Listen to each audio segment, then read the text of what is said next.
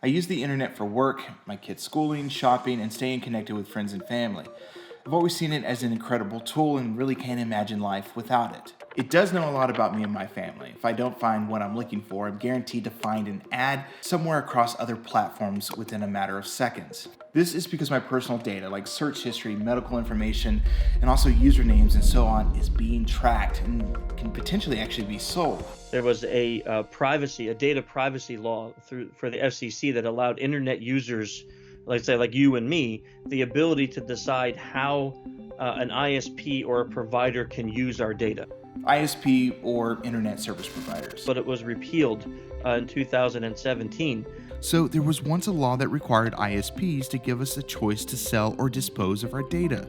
But that federal law no longer exists as of 2017, unless you live in California. This year, the state put in place the California Consumer Privacy Act that allows its residents to opt out of data sharing. But other than that, millions of us don't have a choice. So they're there to say to the large companies, you now have control over the data, the information, the accounts, all of that. But then when it comes down to the little guy, we're not really given the power to say what you're allowed or not allowed to do with my data. So that's where we currently stand with consumer data privacy. So what could happen over the next 4 years?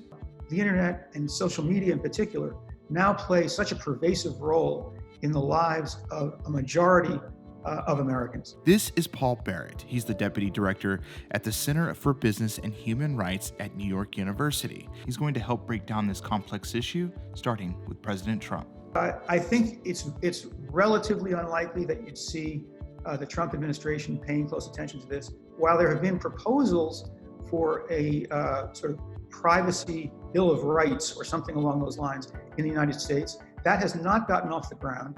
There has been some things that appear like it's gotten a little better, but under the surface, it seems like a lot of the recent data and privacy laws benefit large companies, and they don't benefit you and me as a consumer. Recently, data security talks were at the forefront with the popular app TikTok. President Trump and his administration deemed the social app as a security risk in regards to data privacy. And in 2019, there was a similar problem over the drone company DJI. Homeland Security had vital concerns that the Chinese company could also be stealing user data. Users here are more exposed to privacy invasions. We see healthcare, we see telecom, we see manufacturing companies constantly getting breached with their information being sold on the dark web, with that data leakage out there, and then with your life and potential credit report and stuff being hurt. So what has Joe Biden indicated he would do differently? A future Democratic administration, a Joe Biden administration, for example, if aligned with a Democratic-controlled Congress, would return to the topic of privacy. Biden has made remarks to that effect, that he thinks that the United States needs to catch up to Europe, and I imagine that would remain a priority in the Biden administration. So, catching up to Europe, they have what is called the General Data Protection Regulations. This gives the consumer control over their personal information and holds companies accountable for the sensitive data. But this discussion is nothing new to a Democratic administration.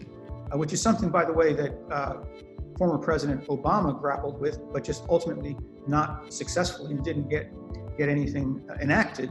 And I think we would see an effort to bring the United States, very roughly speaking, into a comparable situation with Europe. So there you have it.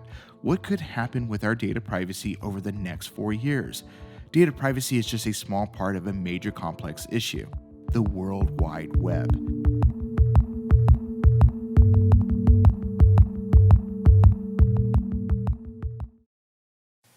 Hey everyone, Cody Broadway here. Thank you so much for taking the time to check out the NBCLX YouTube channel. Be sure to click here for more videos and also click here to subscribe to join the NBCLX community.